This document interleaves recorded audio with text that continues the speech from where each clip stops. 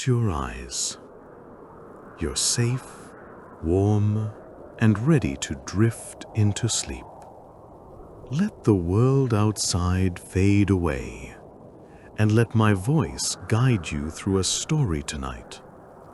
A story of snow, of mountains, and of mystery. We are traveling now far into the frozen wilderness of Russia.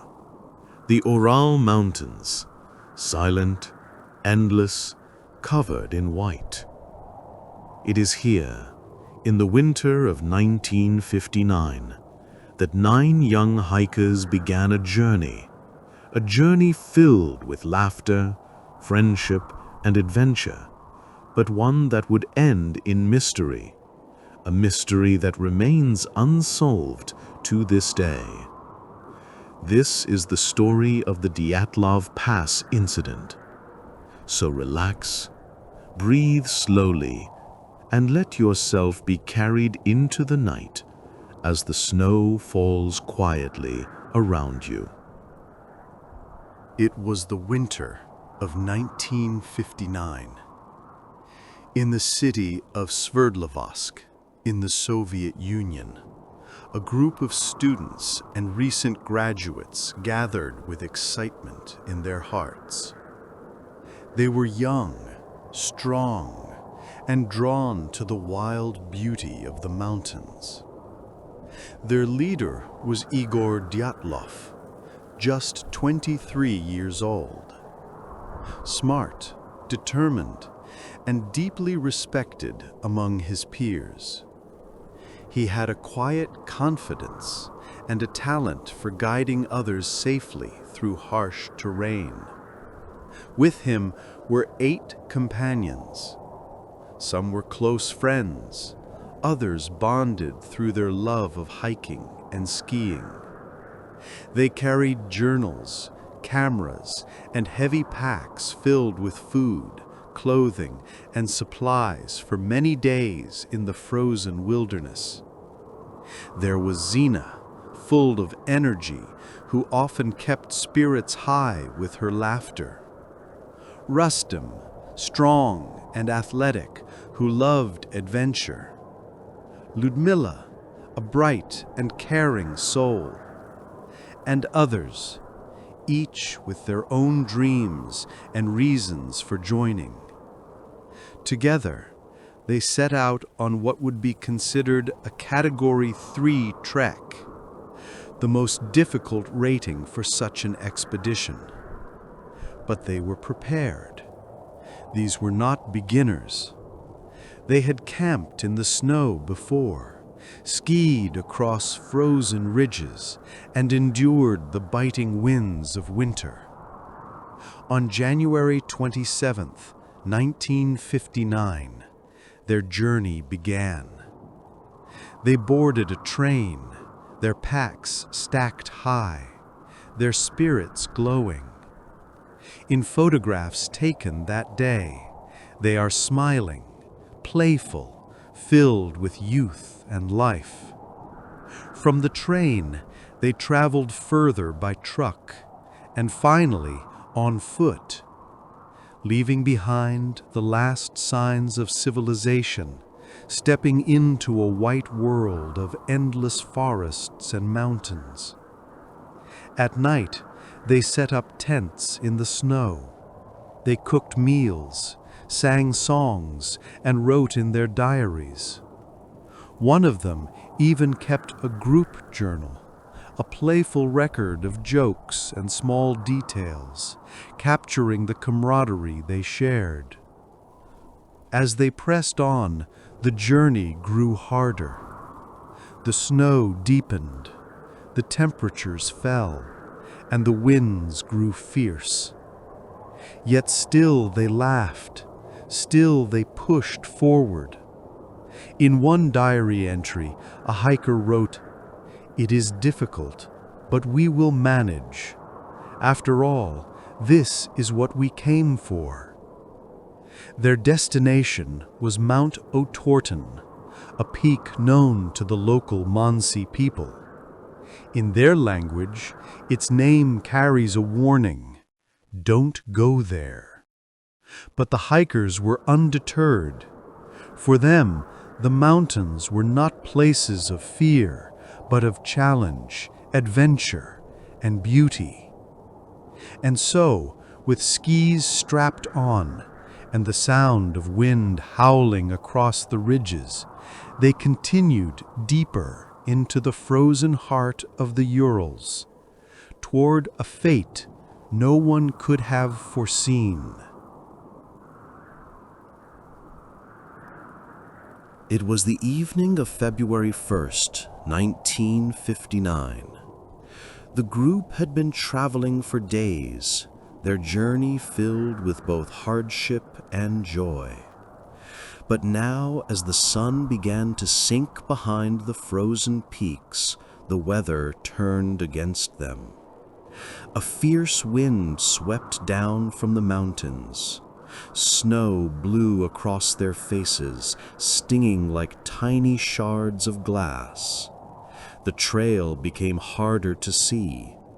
Exhaustion weighed on their legs as they trudged upward through the deepening snow. That night, instead of making it to the forest for shelter, the group stopped on the bare slope of a mountain called Kholat Syakhl. In the Mansi language, the name means Mountain of the Dead.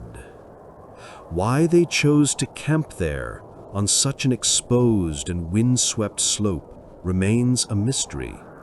Some say they were too tired to continue. Others believe Igor Dyatlov, their leader, wanted to practice setting up camp in harsh conditions. Whatever the reason, they pitched their large canvas tents on the icy slope, driving their skis into the snow to anchor it against the howling wind. Inside, the hikers huddled together. They removed their heavy outer layers, spread their sleeping bags, and lit a small stove to melt snow for water. The diaries and photographs found later suggest that despite the cold and exhaustion, spirits remained high. They laughed, shared food, and wrote cheerful notes about the journey. But at some point in the night, something happened. No one knows exactly what, but what is certain is this: the group of 9 hikers, experienced and prepared, suddenly abandoned their tent, not by walking calmly out the entrance, but by cutting their way through the side of the canvas, slashing holes in the fabric, and rushing into the snowstorm outside.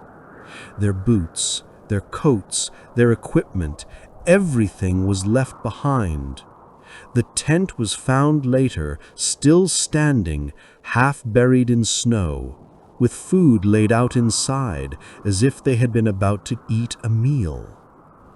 In the howling wind and the bitter cold, they fled barefoot or in only socks. Some wore only one layer of clothing. It was the middle of the night. The temperatures had fallen far below freezing. Imagine the scene: the snow swirling, the wind screaming across the mountainside, and 9 young hikers stumbling into the darkness, leaving behind the only shelter they had. What could have forced them out? What could have been so urgent, so terrifying, that they chose to face the deadly cold rather than remain inside their tent? That is the question that has haunted this story for more than 60 years. Back in Sverdlovsk, the days passed. Family and friends waited for news from the hikers. But the expected telegram never arrived. At first, there was no alarm. Expeditions often ran late. But as the days stretched into weeks, concern grew. Finally, search parties were organized, made up of students, local volunteers, and eventually soldiers. The mountains were vast, silent, and covered in deep snow. The search was slow, difficult, and cold. And then, on February 26th, nearly a month after the group had set out, the first sign of them was found. It was their tent, still standing, though partly collapsed and covered in snow. The searchers approached carefully. The sight was strange and unsettling. The tent had been cut open from the inside. The hikers' belongings were still there. Boots neatly lined along the entrance, warm coats, food laid out as if for a meal. It was as though they had left in a hurry, never to return. From the tent, faint tracks could be seen in the snow. Bare footprints, some in socks, some in only one shoe. They led away from the campsite, down the slope toward the forest. 9 sets of prints before they were swallowed by the wind and snow. Following this trail, the searchers soon made another discovery. At the edge of the forest, beneath the shelter of a tall cedar tree, they found the remains of a small fire, and nearby, the first 2 bodies. Both men were lying in the snow, dressed only in underclothing, without boots, without coats. Their hands and feet showed signs of frostbite. It seemed they had tried desperately to cling to life by building a fire beneath the tree. Not far away, 3 more bodies were found. Dyatlov himself, Zina, and Rustem. They appeared to have been trying to crawl back toward the tent, as though struggling to return to safety. But the snow had claimed them before they could make it. That accounted for 5 hikers, but where were the remaining 4? For weeks there was no answer. And then, as the snow melted in the spring, their bodies were discovered, deeper into the forest, in a ravine. These 4 were dressed more warmly than the others, as if they had taken clothing from their fallen companions in a desperate attempt to survive. But what shocked investigators most were the injuries. One had a fractured skull. 2 others had severe chest injuries, broken ribs, the kind of damage compared to a car crash. Another was missing her eyes, and another her tongue. And yet, there were no signs of struggle, no footprints of intruders, no wounds on the outside of the bodies that would suggest an attack. It was as if some invisible force had struck them down. The mountains held their silence. The snow had buried its secrets. But the mystery was only just beginning. That is where the whispers begin. Some say the mountain itself turned against them. Picture the hikers settling into their tent, the walls of fabric trembling in the wind. Beneath them, the snow was shallow, unstable, and the slope above tilted just enough to hold danger. Some researchers believe that in the middle of the night, a slab of snow slid silently down, pressing against the tent like an invisible hand. Not the roaring avalanche we imagine, but a creeping, suffocating weight, enough to convince 9 terrified hikers that they had only seconds to live. Panicked, half asleep, they slashed open the tent and fled into the storm. It is a theory, simple, logical, and yet somehow unsatisfying, because the story feels too sharp, too neat for a night so strange. Then come the stories of the sky. Witnesses far from the pass, villagers and soldiers alike, claimed they saw lights drifting above the mountains that night. Bright spheres glowing orange and white, floating silently in the cold air. Were they military weapons being tested? Secret rockets or bombs hidden from the world? Or something older, stranger? Lights that have appeared in the skies over lonely places for centuries. If the hikers saw them, did wonder turn to fear? Did they run from the tent not because of snow, but because of something they could not explain? And what of the forest itself? In every village there are stories. Stories of hunters vanishing without a trace, of footsteps that follow in the dark, of shadows moving just beyond the lantern's glow. Some suggest that on that night, the hikers were not alone, that others, human or otherwise, watched them, stalked them, and drove them into the storm. The injuries some suffered, broken bones and crushed ribs, fuel these darker whispers. Could it have been an attack? If so, by whom? The truth hides in silence. And then, the cruelest theory of all, that there was no mystery, that the storm itself was enough. 9 young people, brilliant and brave, pushed beyond exhaustion, faced a night colder than they had ever known. The wind howled like a beast.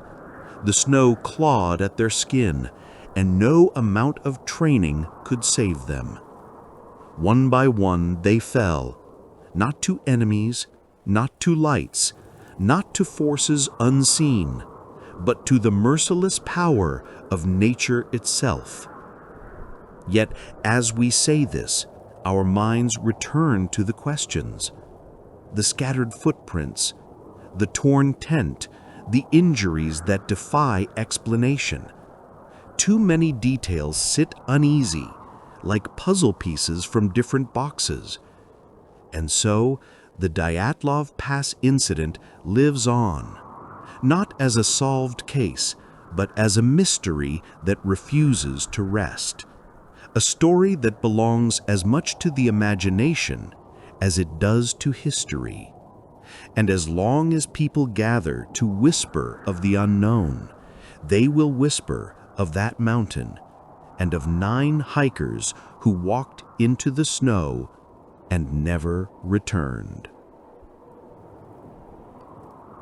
And so, what truly happened on that frozen slope of the Ural Mountains? For decades, investigators have argued, speculated, even fought over the evidence.